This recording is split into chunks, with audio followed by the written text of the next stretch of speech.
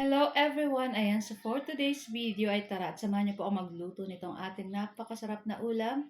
Walang iba kundi itong ating ginisang munggo. Siyempre may konting pork po yan na lahok at magluluto rin tayo nitong ating chicken adobo. Siyempre dapat may patatas para may gulay pa rin at masarap na masarap po yan. Perfect yan dito sa ating lulutuin ginisang munggo. So ayun na nga sa ating kawali ay magsangkot siya tayo nitong ating pork at naluto na rin natin dyan, napalambot na rin natin dyan yung ating munggo.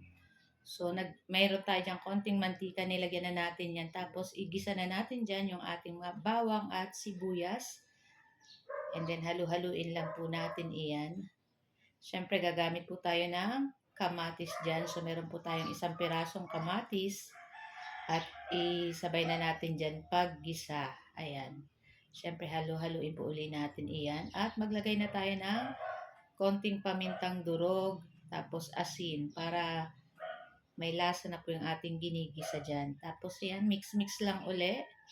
At pagkatas, pwede na natin ilagay dyan yung ating nilutong munggo. Ayan yung ating pinalambot kanina. Tapos ayan, hintayin lang natin kumulo. Naglagay pala tayo dyan ng konting tubig pa para masabaw-sabaw.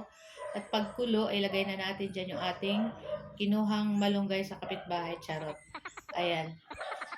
Lagay na natin yung ating malunggay at yung ating 2 pirasong siling pang sigang. Ayan. Para syempre, pampabango pa po yan dito sa ating napakasarap na munggo. Ayan. Kung may chicharon pa po kayo, pwede nyo pa po yan lagyan para mas masarap. Ayan. Tapos sa panibagong kawali, naglagay lang tayo ng mantika at pagkatapos ay ginasa na natin dyan yung ating bawang at yung ating sibuyas. At pagkatapos ay ilagay na rin natin dyan yung ating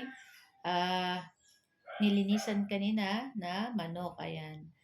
Na-chop na natin yan ng ganyang kaliliit na tama lang pang adobo. Tapos syempre naglagay na rin tayo ng paminta.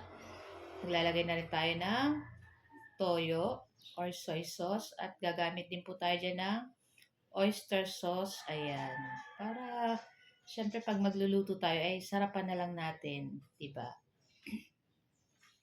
Ayan. Tapos halu-haluin lang po natin iyan. Naglagay pala ako dyan ng chicken cube. 1 piraso lang. Ayan. Tapos syempre maglalagay tayo dyan ng konting tubig.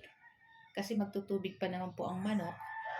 Pero maglalagay pa rin po tayo ng tubig para pampalambot dito sa ating nilulutong adobong manok.